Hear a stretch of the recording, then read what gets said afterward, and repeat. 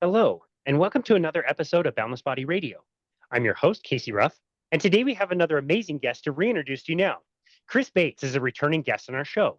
Be sure to check out his first appearance on episode 692 of Boundless Body Radio. Chris Bates has over 15 years of dedicated exploration, immersing himself in the realms of diet, lifestyle, and mindset to achieve the maximum impact on the quality of life. Chris Bates is the founder of the Dating Edge community and the YouTube channel DateSmarterNotHarder, where he helps men build the life, relationships, and health they're proud of without sacrificing joy, curiosity, or integrity along the way. His journey into authoring The Dating Edge, 13 Principles to Stop Wasting Time and Find the Right Woman, a book built for guys who want to date with purpose, confidence, and honesty. Today, he coaches men worldwide through his private community and one-on-one mentorship, helping them optimize dating, relationships, leadership, health, and the balance of a fulfilling life. His mission is simple: to help men become radically self-led, lead with integrity in relationships, and stop settling for less than they're capable of in life and love. He's spoken at many conferences and events, been featured in many podcasts like ours, and he is just getting started. Chris Bates, my friend, it is such an honor to welcome you back to Boundless Body Radio. It is such an honor to be here. And when you were doing that intro, which I love that you do that live and you're prepared, it's amazing. Not everybody does that. I forgot we had met originally at Hack Your Health at one of those places that I spoke, which was, I guess, a year and a half ago now. Yeah, that was a year and a half ago. I know at the time of this recording, they're probably going to be doing Hack Your Health in Florida. Just moved from where you were, Tampa. Yep, that's right. So unfortunately, I won't get to go there. But yes, we did meet you at Hack Your Health, me and my buddy Tony, who's absolutely hysterical, and our other buddy James. You stepped in for somebody who couldn't make it on stage, and you just took questions from people. And it was one of my favorite presentations, completely off the cuff. And I just really I probably told you this last time, I really love the way that you answer questions in a really nuanced way. You come from maybe like a carnivore or a ketogenic background, but that wasn't the answer to all the questions that you got. You were able to listen to the questions, give really good answers, and I really loved it. And I knew for sure that, I wanted to host you on the show. And so I'm really grateful that you came on for our last one. I'm really excited to chat today. Yeah, me too, man. You're so good and intentional at asking questions. And so I entered this just like I did the questions there. I'm ready to have good questions and just to improv because I think that's the best way to have a fun conversation. Yeah, I agree. Okay, so I've been thinking about how I was going to open this conversation today. We are going to have people that are going to open up this episode, which I'm going to name after your book, obviously, The Dating Edge. And they're going to think, okay, I can take this one off. I don't need to listen to this. Maybe I'm not dating. I'm not single. I have no intention of dating. We mentioned working with men quite a bit in the introduction. Women might think, okay, that eliminates me. I don't need to listen to this episode. Why is this concept that you write about so important that people should continue to tune in and get benefit from? I've had a lot of test readers, as well as people who've left book reviews, tell me that it's much more than dating, which is interesting because I didn't really set out to make it that. In fact, I thought if I diluted my audience, that my principles would be valueless. But the feedback that I'm getting is that it's a great reminder for all things in life, all sectors, whether that's personal development, the relationship with yourself, the relationship with a potential romantic partner, your current romantic partner, business, career, the whole nine. Because a lot of these principles, about kind of taking action first and not overthinking, about radical transparency, about taking radical levels of accountability are not unique to the dating world. And so it's really, really invigorating, honestly, to get feedback from women who have been married for 30 years, as well as, single men that, wow, like this resonates, this hits home. And I think part of that is because it's not something that bogs down people with statistics and numbers and a cut and paste thing. They're real stories that are non-embellished, that are very raw, that really just invigorate people and give them hope for what they can accomplish in their lives. And that was really fun to do, but it was very challenging for me to do without avoiding the temptation to over embellish or to, not take responsibility and share stuff that's somewhat personal for me. So I think that's why this is really helpful for people listening. I definitely took that from reading your book, which you were kind enough to send me an advance copy, and I really enjoyed it. Nobody else could have written this book like you, because you shine through. When I'm reading it, I'm like hearing your voice. I know your style. It's funny. It is raw. It's really, really good, and it really stuck out to me that even though I'm not dating other women. Like, I'm married to my wife, and you should always be dating, which is one of my favorite Hmm. concepts that you write about. And sometimes we forget that. We get settled into a relationship and we think everything's just good and done and we don't have to work on things. And that's certainly not the case. And so, yeah, I think a lot of the principles that we talk about today are going to be helpful for everybody. So, yeah, you did a great job writing the book, like I said.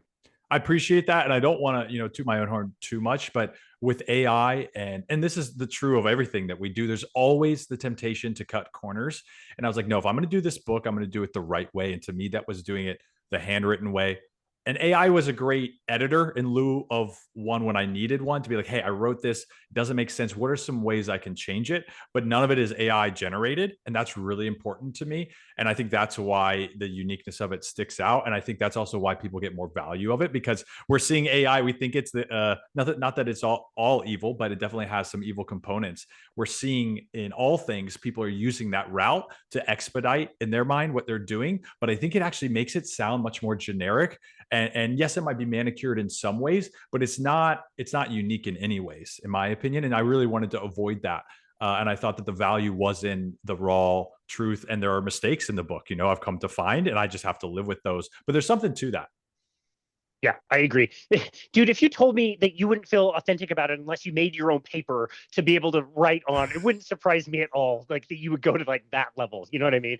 You did great. It is very authentic, and it's cool that you're at peace with certain things that, maybe mistakes or things you might change your mind about. Like, to get it out there and, be comfortable with it says a lot. So we're going to dive into the book and talk about a few concepts. Before we do, remind our listeners kind of how you got into the health space, how you got into working with, primarily men, but all kinds of people, coaching and, that kind of thing, and lifestyle management. And then, taking that next step from, all the lifestyle stuff to then getting into the dating world. How did that kind of transition for you?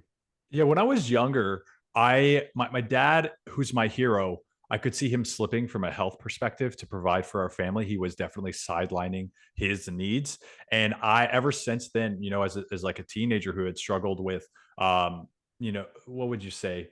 Honestly, struggled with suicide and depression, but also self value. I didn't think that women would really be interested in me, and so health was an avenue at first to cover my insecurities, but it evolved into a passion. And that led to numerous experiments, both diet, both lifestyle, as well as just, I guess, wellness or health nerd adjacent stuff in general. And so after several experiments, most of which included, DEXA scan, blood work, Whoop stats, vitamin and mineral tracking, calorie tracking, different workouts, I stumbled upon animal based, and I applied to work at Heart and Soil. I did not think I was qualified, but through a cover letter that I stayed up till 5 a.m. writing, they interviewed me, and then they invited me to Austin. And then I decided to move 2 weeks later. They offered me the job while I was here, and before you know it, I was lead health coach under Paul Saladino for a number of years. And as I was doing that, I worked either directly or 1 degree removed with about 13,000 people. So I saw a ton of anecdata, and I fell in love with anecdotes because I realized working at Heart and Soil and under Paul, how much research, as well, a lot of us know, probably those listening and you for sure, that research is really incentivized to provide data for where the money is going to come from. And obviously ties with big food to big pharma and this other stuff, the medical narrative, that's a really big fallacy and a very big risk. And so I just became obsessed with aggregating data from anecdotes. And that kind of led me to my own practice, leaving Heart and Soil on good terms. I love the company. I'm still a fan of Paul. I don't agree with him on everything, but I'm very grateful for the opportunities he gave me to work and learn these things and to change my own life through what he preaches. And before you know it, I was in my own practice working with men and women, optimizing hormones, looking at blood work, doing experiments of their own, because I think everyone needs to experiment. I just don't believe in like the cookie cutter approach to health. But then I realized a lot of men were pursuing health because they wanted to be in the right relationship or they wanted to save the relationship that they were in. I'm like, that's interesting. And much like my approach with big pharma, I don't want a band-aid solution. I want to dive into the origin, the why behind the why. So I started to evolve to help men focus on their building their life with the goal of being and nurturing the right relationship. So that's kind of what got me here, and why I spent 3 years writing this book, while I was kind of being a solopreneur and all these things. Wow. Yeah, that's super interesting. How would you identify your current lifestyle, like the diet you're doing. Would you call it a diet? What kind of practices do you employ still in your life, for a healthy lifestyle? I am very much animal based adjacent. I always love to experiment. So there's probably not a quarter of each year where I'm doing some variation. I would say in the last 18 months, I have really enjoyed the animal paleo pro metabolic crossover somewhere in there. Everything from trying different water filters, different peptides, different organs in different forms to grounding, mobility, kind of primal movement stuff, but really boosting thyroid function has been an interest of mine, which is probably a buzz topic in this world right now. A lot seems to lead to that. Plus, I had mold in my apartment before I moved to this house with my girlfriend and our dogs. So I was very interested in supporting the things that suffer when you have, mold toxin, mycotoxin exposure. So I would say those are probably the things I've been practicing or into recently in the health world. Yeah. Okay. Perfect. When I talk to people about a carnivore diet, I try to be really upfront about it.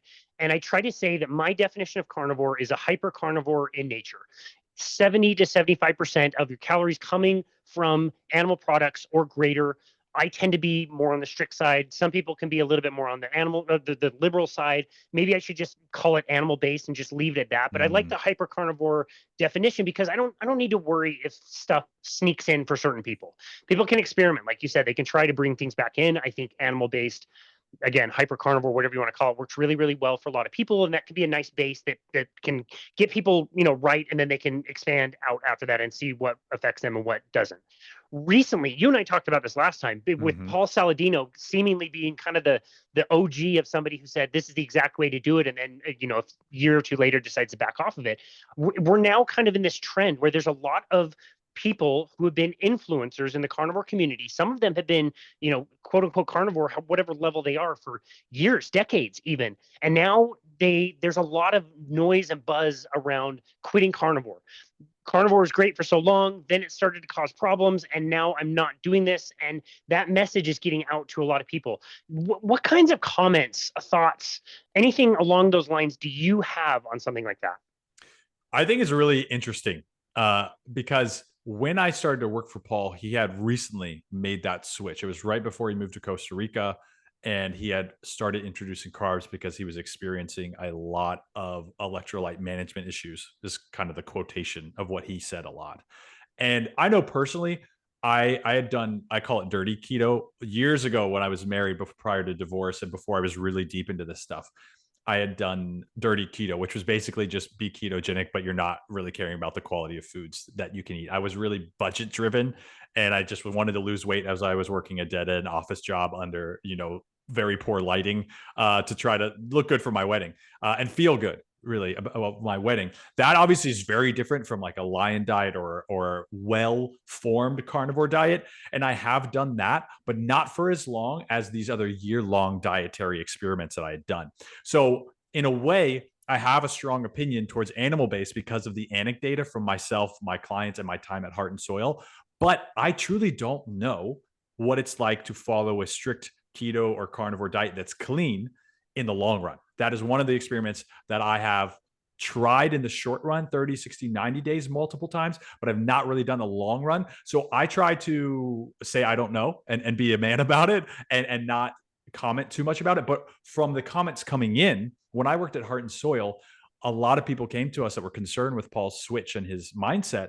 And, we said, look, you have to experiment, but it's worth a try if you're feeling X, Y, and Z. If you're feeling lethargic, if your hormones are suffering and you're getting blood work done, if you're feeling like you're having electrolyte management issues, and they would add fruits primarily first, start to eat, 150 to 250 grams of carbs a day, depending on their activity. And a lot of these things would go away. Now, not all the time, but I would say the grand majority of the time, if I have to pick an arbitrary percentage, I would say 80+% of the time. And so that was enough anecdata for me to say, okay, there's probably something here. Now, as you know, with anecdata, it's a lot of self-reporting. There's a lot of variables that are hard to account for. So I don't know if it was carbohydrate sources. I don't know if a higher carbohydrate source helps balance some stress levels, right, that we're under from modern reasons, not necessarily evolutionarily consistent reasons. I don't know the why behind the why. I have my speculations. But what I would say, and it seems like a catch-all, is if people are eating that way and have been for a long time, I wouldn't overthink it, you know? But if you are suffering in some form and it aligns with some of these very common things that you might be able to solve from increasing your carbohydrate consumption from organic fruits, maybe tubers, maybe white rice because the hull and the bran has been removed so it's easier to digest and it won't flare up any autoimmune stuff, then I think it's worth an experiment. But just like anything, you should titrate up, you should pick a timeline, you should be not orthorexic about it, but strict enough to see if your consistency pays off or not, and then have an honest conversation with yourself. Do I feel better? Do I feel worse? And again, it seems like I'm kind of like shying away from having a definitive answer, but I just seen it work so many different ways. And I'm not in the business of being an influencer by saying my way is right and I'll die on that hill, because 5 years ago, I believe something completely different than I do right now. It's similar, but I know that that will be true going forward. So why would I, stick my stake in the ground here when I'm going to learn more and I'm going to change my opinion in the future? Yeah. Well, again, that's such a great example of giving a really nuanced answer, which I really, really appreciate. We do change our minds about things from time to time. I was going to ask you what your concerns would be, like what things you were seeing, and the X, Y, and Z that you mentioned, the electrolytes, the fatigue, the thyroid or hormone issues. And then you listed some of the safe foods, and they're the foods that I most commonly see. I think white rice is very, very benign as far as things go. Maybe tubers, I agree. I think they seem to be pretty benign for a lot of people. I don't often hear that people like go way far away from vegetables, and that's the thing that they're after. Certainly some people can handle some level of vegetables, but I see when that falls out, it seems to be most people don't really want to bring that back in. But what is it about fruit specifically? Like some people, it's even to the level of like fruit juice and can be Mhm. quite a bit of it. What is there something about fruit that is in itself, excuse me, something that can help with this? Yeah, that's a really great question. I find with my personal life and all the experience I've done and the people that I've worked with, there is something about electrolyte management and having simple glucose, especially if you're active, right? Glucose or fructose. And so for me, I use almost 4 oranges every morning, organic oranges, and make fresh squeezed OJ. At least through the seasons that are warm in Austin. I try to follow kind of a seasonal eating because light affects your ability to process glucose, and also not taking vitamin D orally or having too much glucose or fructose from fruits. I think it's important in fall and winter months, depending on your latitude. So I try to mimic that because, just like fasting, not eating has a benefit. I think not eating certain foods seasonally has a benefit. Even different spectrums of light have a benefit. So I try to let all of that align naturally, like it would have if I was living at this latitude, thousands of years ago prior to technology and the foods that we have. Obviously, it's not perfect, but I do think there's something about supplying your body with fuel in a modern world where we're probably pushing it a lot more mentally, emotionally in the gym. We're fighting off a lot more toxins. So I'm providing fuel in the form not only of calories and through carbohydrates, but also with electrolytes, namely, I think potassium and magnesium. Not that that's not found in animal-based foods, but I think sometimes that we might need a little more of that.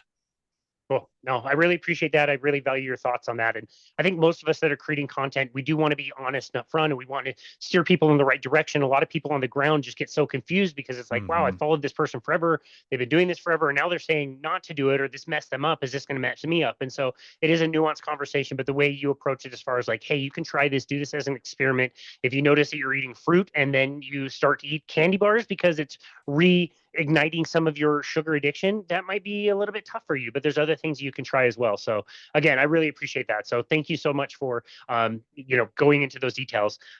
So okay, you mentioned your divorce and you mentioned a time being single and getting into the dating world.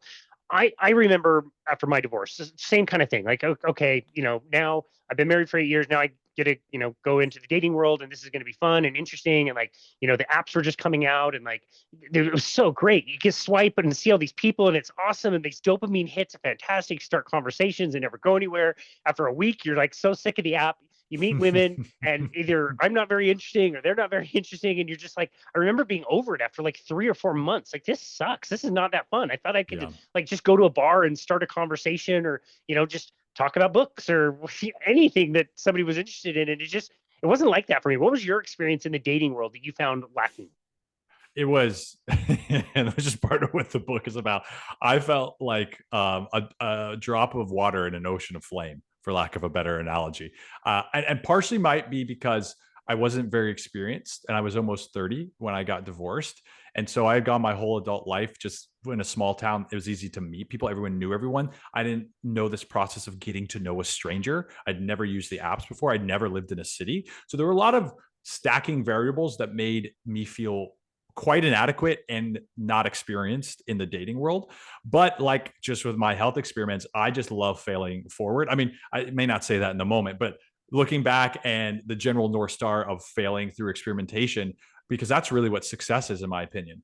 And I loved that. And so I said, okay, I'm in Austin. I've gotten through my divorce. I've had some time to myself. I think I've learned from my mistakes what I want, what I need to know, what I need to do differently. I have this job at Heart and Soil that I love. I have my dogs. I like a lot lined up in life. The one thing I didn't have was a relationship I wanted. I've always been a relationship guy. And so it's like, okay, the only way out is through. And so it was my side quest to practice approaching women in public, which scared the shit out of me. And then utilizing the apps and figuring out the hard way which app I like to use, how I could use it authentically and with integrity to actually meet women I was excited about and I could build a long-term relationship with. And so I try to kind of reverse engineer it. I learned a lot of stuff the hard way about like, ghosting and the burnout that you talked about is a very real thing. So then I had to find ways to gamify it and manage it that made the experience more curiosity oriented and fun. And it was about discovering what was out there versus like, oh, someone said no to me again, or someone ghosted me, or this girl said she's into this. She's not. Now I feel like I've wasted my time. It was more about like, you know what? Everybody is out here looking for the same thing. How much grace can I give someone? And each first date, each interaction, it was almost like a practice to mold myself from being too presumptuous. And that paid off in so many other realms in life. And going on a bunch of first dates, almost 80 first dates, it made me a really good interviewer. And that wasn't even why I set out to do it. But then that helped me in my work and in other areas of life and things like that. And so I was like, wow, this is a unique avenue to personal development that I grossly misunderstood or didn't even realize existed. And now I kind of got hooked to dating. And even when I did find the right woman and now I'm in this relationship, we live together, I still use these principles when I meet people that I want to collaborate with or clients or friends. We catch up, we do the same thing. And so I think people want to isolate it as like, oh, this is a relationship thing. You're born with this talent. And then once you get a relationship, it's useless. It's like, no, this is something you use throughout your relationship. This is something you use with friends. This is something you use with coworkers and clients. And so, yeah, it just really excited me to learn so much from a process that started out as a side quest and became a huge passion of mine. Yeah, for sure. I remember again that time when I, left the marriage and got divorced and like thinking that like this next girl that I started a relationship, oh, she's got the same problems as the first one. And then the next one has the same problems as the first two before I realized like, oh, maybe I'm the common denominator here, and getting conscious and getting really real with how I was approaching life, how I was feeling, how I was addressing my emotions was the biggest thing. And so I love that you took that approach and you were able to kind of develop that and use that in so many different ways in your life, not just dating or continuing to date, even though you're in a relationship. I do just have to ask, man, don't embarrass anybody, but what was the funniest like crash and burn story from the early days? It was I didn't realize, Austin and some places like it have some people who are looking for some kind of kinky things off the bat. And there was a girl who essentially didn't tell me till the first date that she was in a relationship and they actually kind of were satisfied to know that the other person was out dating people. And whatever you love, that's great. But I like put very explicitly on my profile, like, hey, I'm looking for a long-term relationship. I'm looking for, my wife. I'm old school. I'm traditional. I want to be able like to provide and for her to do what she wants and be free and to be, something that gives me a healthy dose of chaos and nurturing and this femininity stuff. And then she was like, nah, we want to kind of fool around and go through this dating experience because it's like, it's a turn on for us and to know that we're off dating other people. I'm like, oh, for a small town boy who grew up somewhat traditional, this is new. And so I tried I wanted to kind of like leave, but I was like, you know what? I want to understand. So I asked her, where's this drive come from? Trying to seek to understand. And actually it was a really eye-opening conversation that didn't go anywhere, and that might seem normal to some people who maybe have more experience than I did at the time, but it kind of caught me off guard because here I am thinking like, all right, I'm trying to assess Like, am I good for her? Is she good for me? And she's like, no, this isn't going anywhere. I just want this. And I'm actually using this in my relationship. I was like, oh, that's interesting. That's better than I thought. That's a really good one. You handled it really, really well, and very kind. So yeah, cool that you were able to have that experience without getting too far into Yeah. that. I never thought of the aspect of Austin being, yeah, they keep Austin weird, right? Like there's just Yep. all kinds of people, which is A fine. lot of upside down pineapples, man, and a lot of There you cuddle go. puddles and stuff that I had never really heard of before. May I flip the script and ask you a question real quick? Oh, whose podcast is this? Of course you can. How did you meet your wife? So I had been, single for a while. I dated for a few months and I was just over it. I was working for a big kind of corporate gym.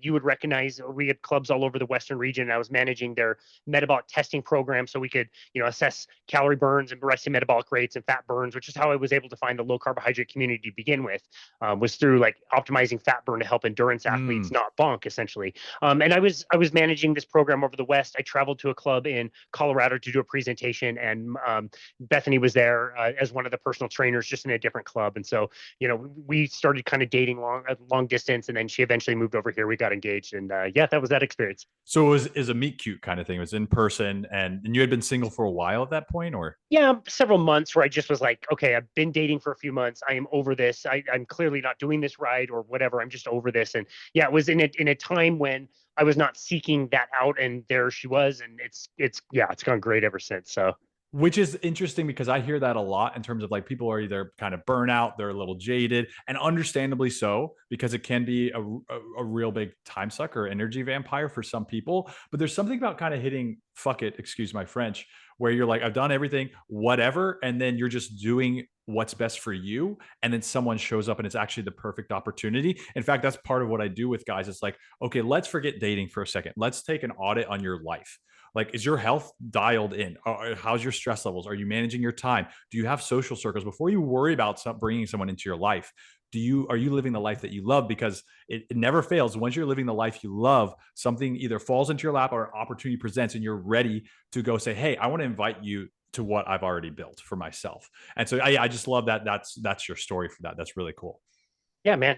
And I was never really that great at setting that up. Like I think I did, but only by accident, where I was, doing the things I wanted to do. I was playing on a few different hockey teams, and, I had the time to do that and all that stuff. And so again, how conscious I was in doing that, I'm not sure, but you're right. Like I did have to kind of prioritize myself versus Mhm. putting the other person as the top priority. And that's kind of what you write about when you talk about one of your principles, I believe, is a set your frame. We have to talk about that because I think it's super important. I just real quick, I have to throw this in. I thought the upside down pineapple thing was just a thing around me. Like I was just Oh, really? I thought it was only a Salt Lake City thing. We have a reputation for having quite the The community of swingers and people. stuff. Oh Yeah. yeah, it's the underground of like the Mormon community around here. And so I really thought that the upside down pineapple was only local to me. So thank you for bringing that up. That is so funny. Yeah, I don't know if that's like a universal thing or American or Western thing. I have no idea, but I've seen or heard of it in a few That's situations. too funny. Yeah, That's too funny. Not to get off topic, but I couldn't miss that gem. yeah, Tell us yeah, about like setting your frame. Again, I think most people are looking to find the person that fits all of their kind of how do I say this? All of their gaps. You know yeah, what I mean? Like they're yeah, we tend to find people who, fit the I don't know, how do I say this? Like the relationship issues that we have, like somebody who is a love avoidant might find a love addict, and they might fit for a while, and then the yeah. relationship blows up after 6 months or whatever it normally is. Tell us about like what you write about as far as like setting your frame, becoming the person that you want to be first, and making that the priority. I love analogies, and I would like to think that they're my first and only fluent language because sometimes I struggle with English. The analogy of setting your frame is this idea from a man's perspective, but I think it's also very valuable from a woman's perspective too. That like you look around your house, there's a lot of fine details. The finishing touches are made in your life. If you're aiming to be in a long-term relationship, the finishing touches are not made. So setting your frame is like, do you have a blueprint? Do you have the foundation? Are the walls up? Is the drywall in? The woman makes the house a home. right? So you want to set a sturdy frame for her to come in, and you might have to knock out space for a new window. You might need to make the door to the garage swing inward instead of outward. She might put up some plants and some nice, throw cushions that you would have never have had because you had your mattress on the floor without a bed frame kind of deal. But the idea is you have enough structural integrity with how you're spending your time, with your health, with what you're pursuing in your life, that you can invite a woman in, or a potential partner if you're a woman, and they can look around and be like, oh yeah, I can work with this space. Yeah, we're in alignment. This is what I want. High ceilings too. I want a lot of natural light. I want a red light thing next to the bed. So at night we can have pillow talk and the red light is going, whatever it is, you want the bare basics there. And for people, I use another analogy to support that. Like, okay, how do you build that out? What does that look like? It's called picking your stool legs. So the average stool has 4 legs for a reason.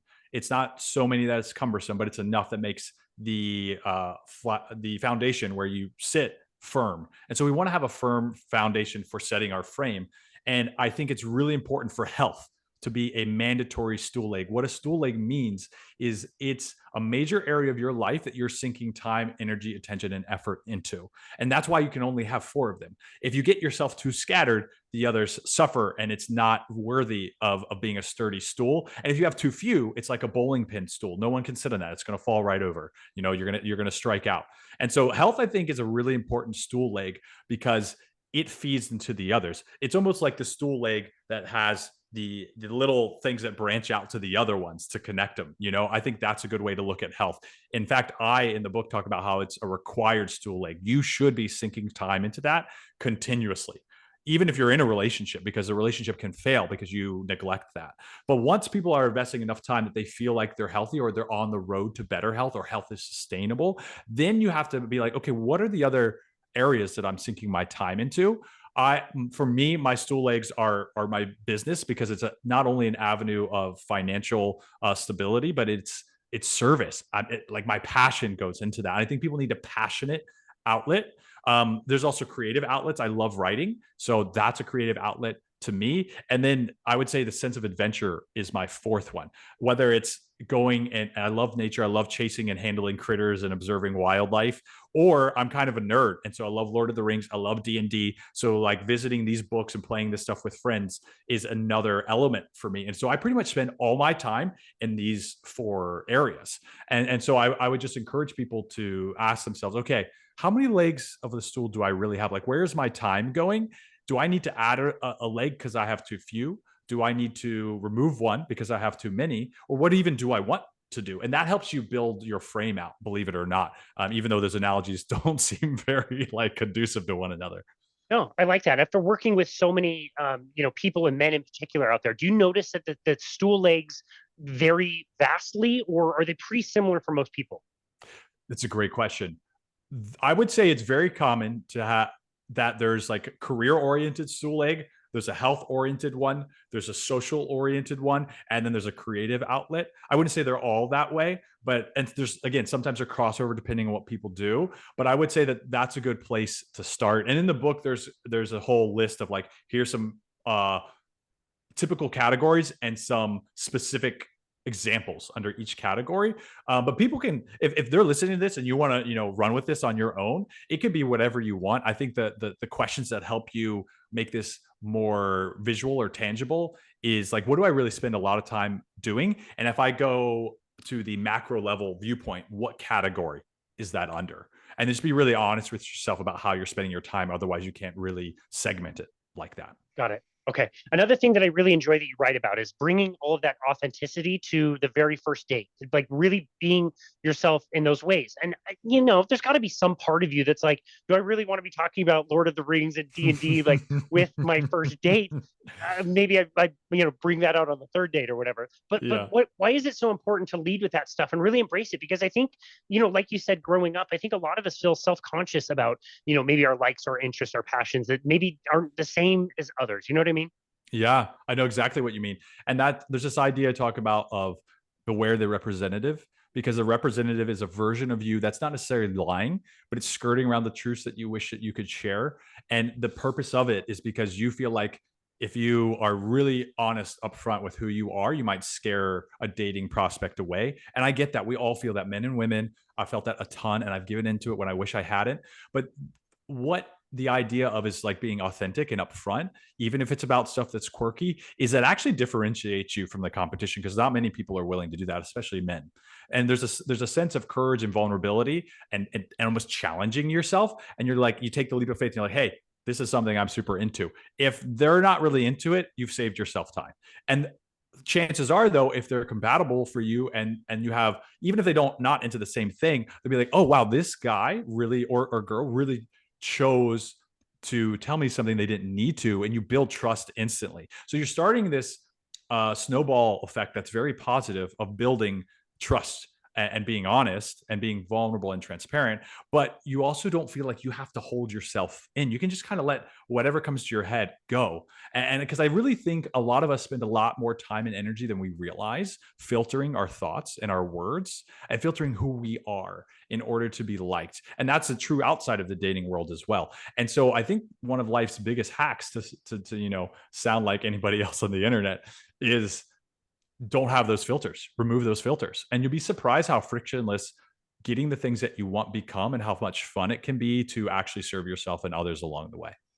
Got it. How could somebody transition into that when it's not in the context of like a first date? You're showing up for the first Mm. time, you're planning on doing this, maybe you've been in a relationship and you want to bring that in. How or do you help people do that when they're already in a relationship, say? Yeah, that's a really good point, or a really good question. I think it's, you know how like modified push-ups are on the way to push-ups. I think there's ways to do that when it comes to not only being authentic, but approaching women or anything in the dating and relationship, or any other realm. I think first you have to be like, you kind of have to ask yourself, when I feel uncomfortable in these situations, is it because I don't think I can share what I want to share? And if the answer is yes, you're like, okay, where's a point that in the middle of the next conversation I can identify that this is happening, and then you start to catch it when it happens, and then you say, okay, what can I do? It's like almost exposure therapy, not to just jump in, but kind of do it a little bit more. So for example, let's say that, again, we'll go back to dates just because that's where I can think of the most relative example. Let's say I am a little bit insecure about the fact that I'm a closet nerd, and so we're on a first date. She's like, what hobbies do you have? I could say like, oh, I'm like rattling off, oh yeah, like I love health, Olympic lifting, CrossFit, I like walking my dogs, I do nature walks, I love to write, and and I stop at the one that I want to say. And I'm like, you know what? And you can even say, hey, I hesitate on this because you just never know how people are going to take it. But I actually really love Lord of the Rings, and I really love D&D because it's an opportunity for me to unplug in a social, healthy way and connect with people that I don't get to see every day. And that's the truth. But you kind of have to like catch yourself. And there's a little bit of this moment of being uncomfortable or potential awkwardness, but you have to realize that's projected. You're projecting that on your future self. You have no idea how the person across the table is going to take that.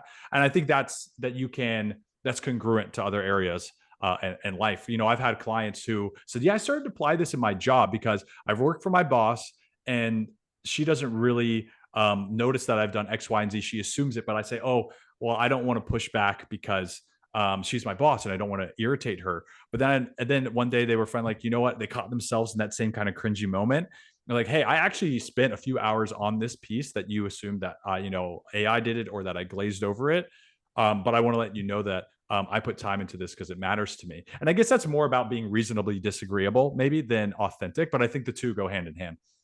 Yeah, I wanted you to talk about that, being reasonably disagreeable. Perfect segue. Like, tell us about what that means and why that's so valuable. I used to be too much of a nice guy. I don't know if you were too overly agreeable when you were Totally. younger. Totally. Yeah, and I remember, Jordan Peterson really hit this home for me. But hearing about how being overly agreeable doesn't serve the people that you wish it did in the long run. Like, you think you're being maybe nice, or you're putting extra energy to not create unnecessary conflict, but the reality is, when you aren't stating what you feel and what you need to say up front, it's a short term game. You are, by doing something that's difficult, whether that's reinforcing your boundary or stating exactly how you feel, exactly what you mean, exactly what you want, that's a long-term investment, not only in trust, but in outcome for both parties. But when you're saying, false niceties, or beating around the bush, or whatever, you think that you're doing someone right, but it's really, you're only doing them right in the short run. So I don't think it comes from a malicious place, but being reasonably disagreeable is stopping and saying, how can I tactfully share the truth? Never avoid the truth, never skirt around it, but how can I share it tactfully, even if that might cause conflict or that might take away something I think that I want out of this interaction. And that's super valuable. And honestly, was one of the hardest things for me to do out of all the principles in the book, is like, especially on a first date or a first interaction with a client or on a podcast, is be like, well, I know this would sound better, but I need to be honest with how I feel about it. So how can I do that appropriately and tactfully?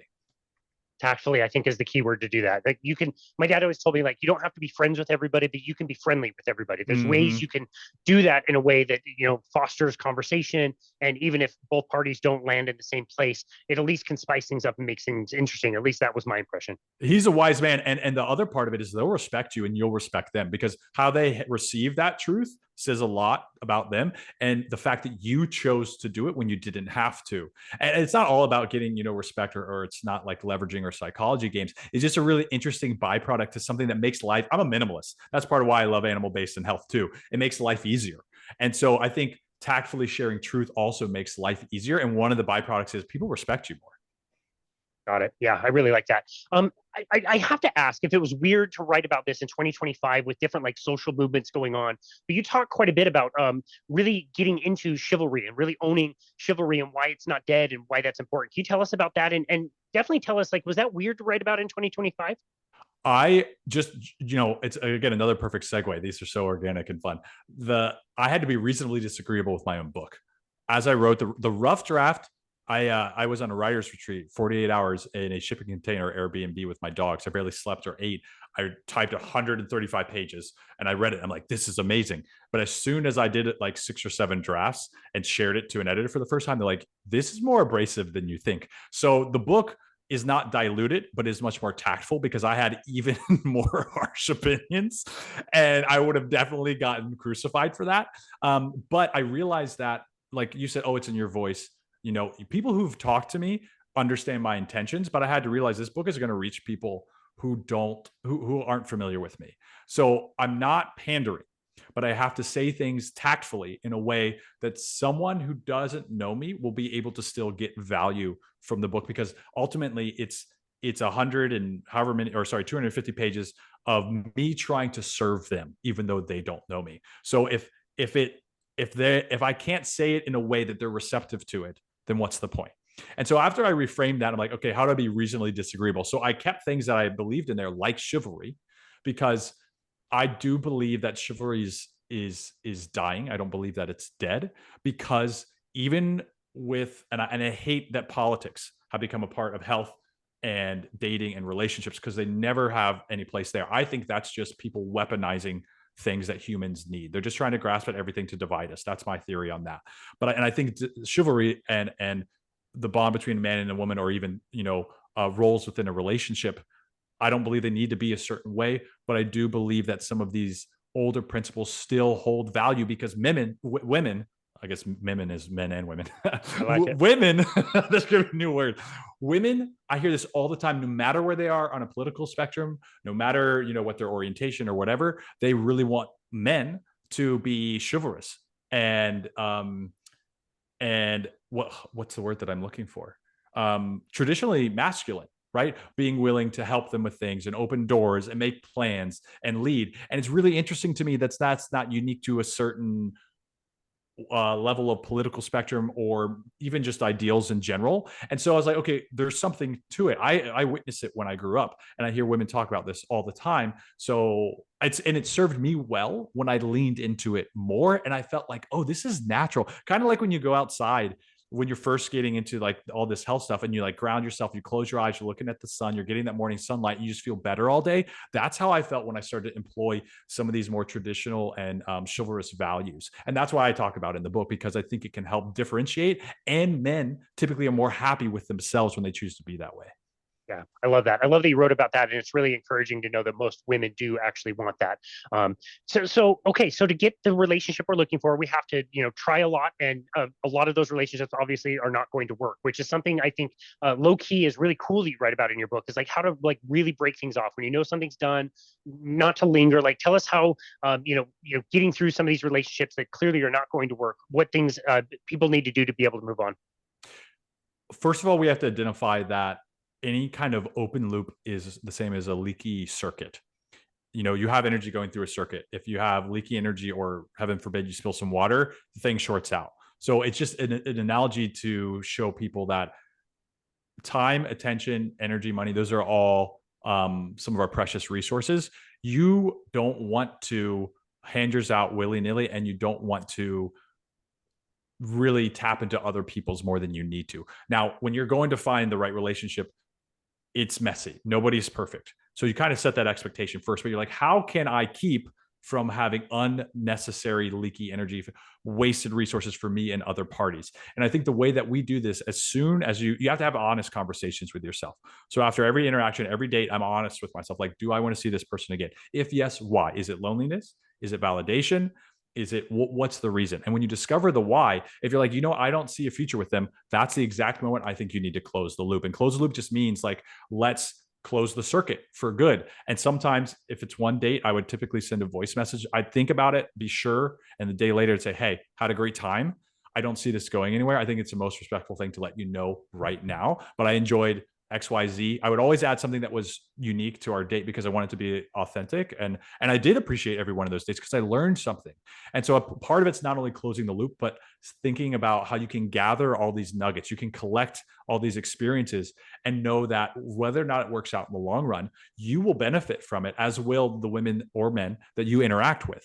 And so reframing it as like a stepping stone process versus, oh, I sunk all this energy in and I got nothing out of my investment and now I have to start all over, because that's really disheartening. And it's honestly not true, because our experiences and everything else are cumulative. You don't just walk into the gym and bench 225 for the first time if you've never lifted a weight in your life. And I think it's like that. We kind of like got to build up to our, romantic PRs. And I'm not saying we should use people, because sometimes people find people very early on. I just think that's the winning mindset to have, to kind of set expectations for yourself and to not get discouraged along the way. And closing the loops is such a pivotal part, because the chief complaints we hear from men and women is, oh, I never heard back.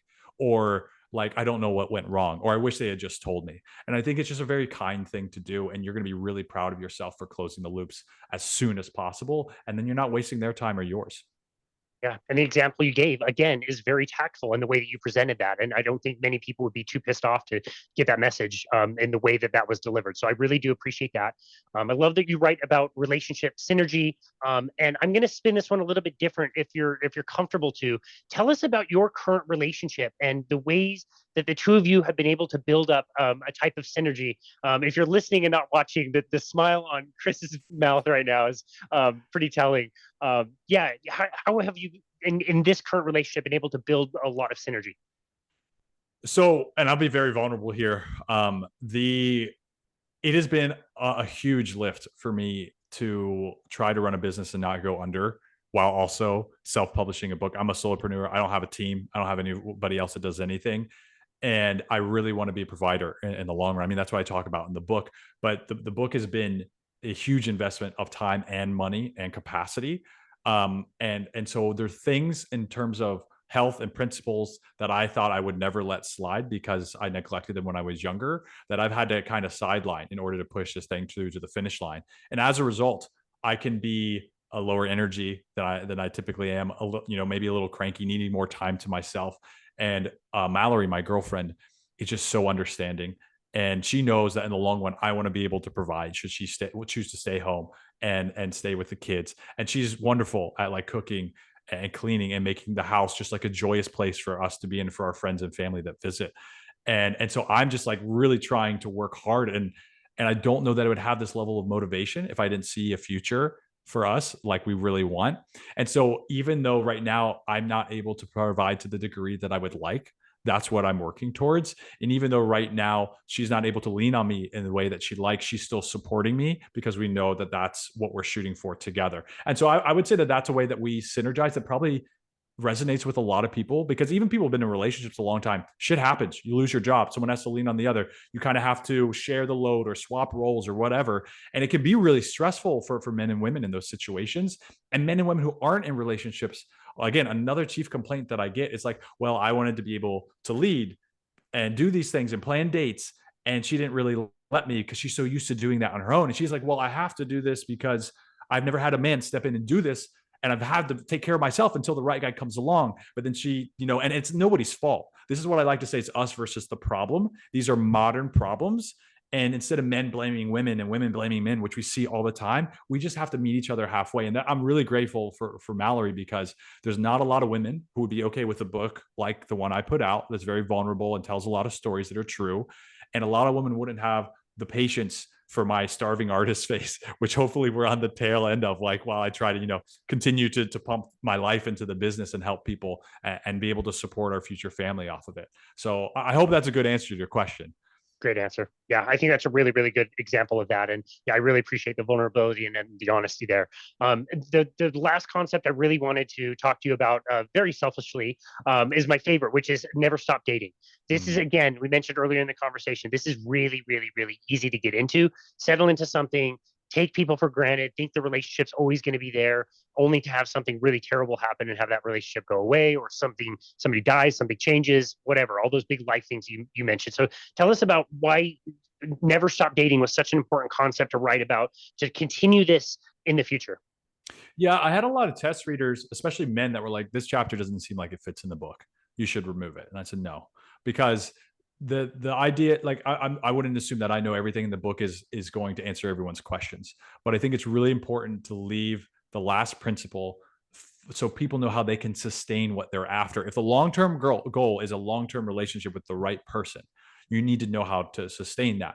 And again, I don't have all the answers, but I have a good idea of how we can make that a fun, sustainable process. And so it's the most important principle for a few reasons. One, if you find the right person, you need to understand how to keep that spark alive and grow together.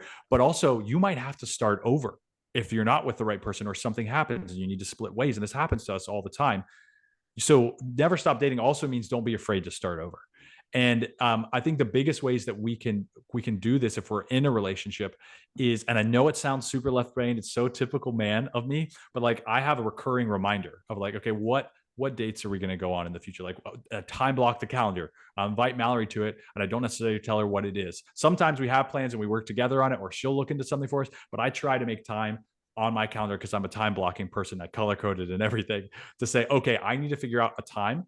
And because there's nothing really brings a spark alive by having one-on-one conversation. It's as easy as mocktails. It's as easy as trying out a food truck or a nice fancy dinner here and there of a new place in town or the town over, where you're driving in the car along the way talking about life. It's just about setting undistracted time in whatever form you as the man want, or getting input from your woman about how she wants to spend time with you, and just taking time, even if it's just an hour or two, once or twice a week, every 2 weeks, whatever it is, just baking it into your systems, whether that's your calendar, your Apple reminders, even if you have to have your mom remind you via text, like every Sunday or something like that. Just have something baked in to be like, oh yeah, this week I need to spend a little bit of intentional time to make sure we're on the same page and we are nurturing that connection. And I really don't think that that's too much to ask. And I do feel like a hypocrite in this moment, because with the book, I have been doing less of that. And I just wanted to get to the finish line, and again, Mallory has been so patient. But then I realized we have the internet. It does not take long to come up with a few ideas, even if you have to stay in. There's laundry lists of fun ways that you can create a special night at home. It's not about money. It's not about a date. It's about that intentional time. So I would just encourage people to spend a few moments to find ways to always try something new. Whether, like, I've bought, and I know I'm rambling at this point, but I bought a few games on Amazon that were each a few bucks each, that are 2-person games. So you play, just the two of you. We've gone through obviously like binge shows. We've done personality tests. We've gone on mocktails. We'll explore different green belts in Austin. We have a list of all the restaurants we want to go to. We have a list of double dates, and we just kind of like check it off and mix and match. And it doesn't have to be an obligation, kind of thing. It doesn't have to be a time suck. It's just kind of the whole consistency is key thing, but you make it fun. And it's amazing how some days I feel so tired from all my work that I'm like, I don't know if I want to do this. But once we get on the date, I'm like, wow, I'm so glad we have this intentional time. And so I would just encourage guys to push through and make time. Yeah, that intentionality there is so important. Dude, I am floored. I am stunned. When you say that people wanted that section taken out of your book, that blows my mind. That's like one of my favorite parts. Well, it's relevant to you, and that makes sense. And it's relevant to everyone, I believe. But I think some of these guys are just so stuck on like, how do I find the right woman? That's too far ahead. They want to focus on the next step. So while I totally understand what you mean, and I agree with you, I understand where they were coming from, and I think one day they'll change their minds and they'll be glad that that's in there.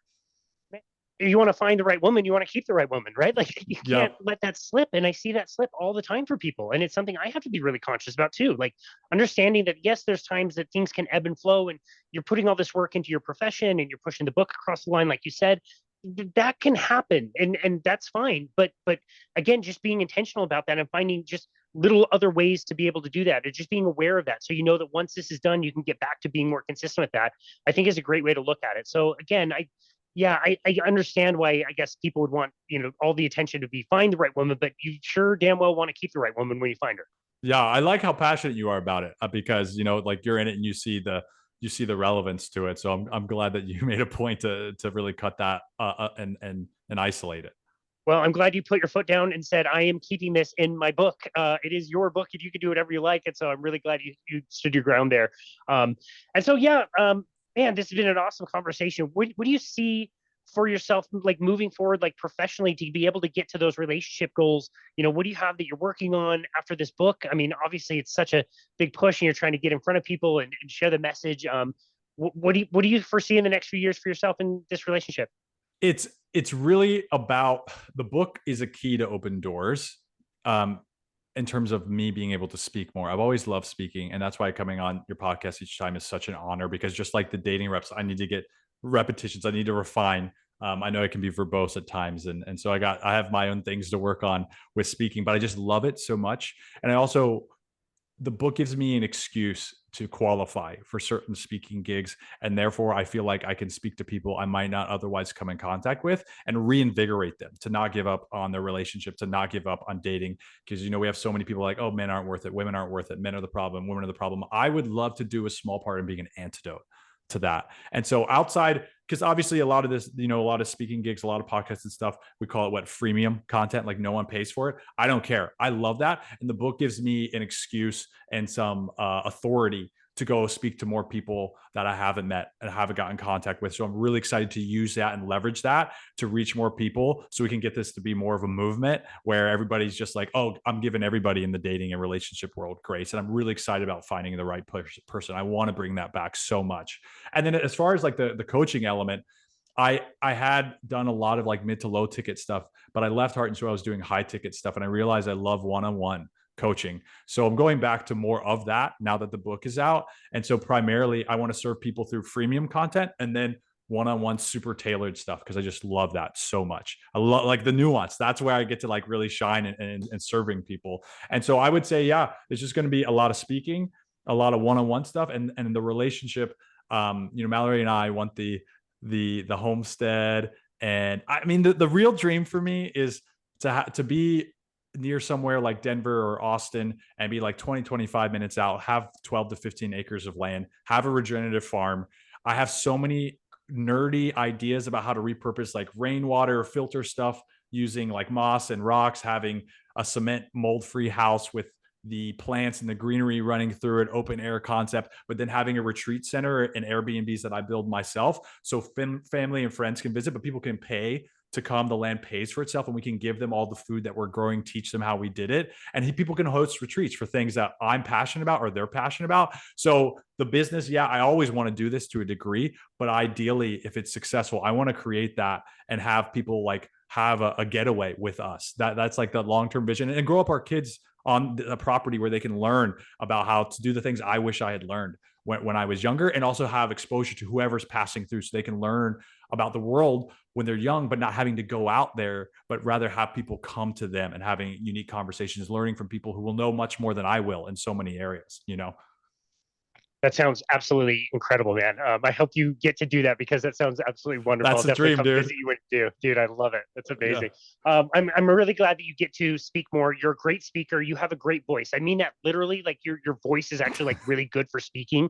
Where mine is terrible. But also your message, like everything you write about, that voice is really strong and powerful in a time where I think it's more needed than ever. Like really finding ourselves and being authentic and intentional, especially when it comes to the most important relationships of our lives. I really love the work you've done. I'm glad that you put this out there and did it the way you did. It's completely authentic, and I really, really appreciate it. I appreciate you taking time out of your very busy life to come and share that message with us today. Where would you like people to go to find you and connect with you in your work?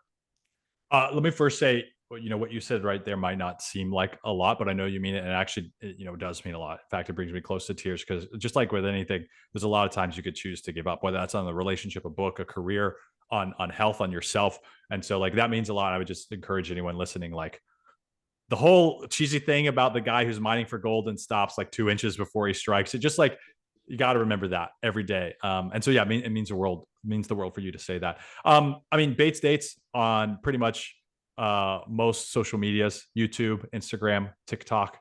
Also, don't. This is kind of a weird request. I love talking about this stuff. Feel free to follow me and send me a voice message. I love exchanging voice messages with strangers, strains of COVID. And then www.batesdates.com will have all the one-on-one stuff.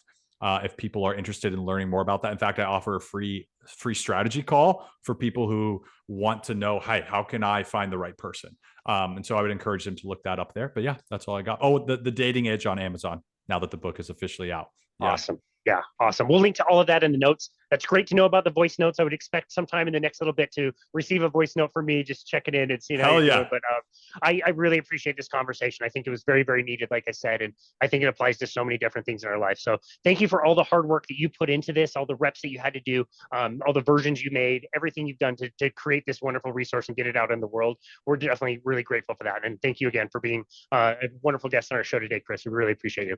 Of course, it's a true honor, and I know how much time goes into doing the host aspect, and sometimes it's a role that doesn't get a lot of gratitude. So thanks for having me and doing all your work on that. Well, thank you very much. You were an honor to host. And this has been another episode of Boundless Body Radio.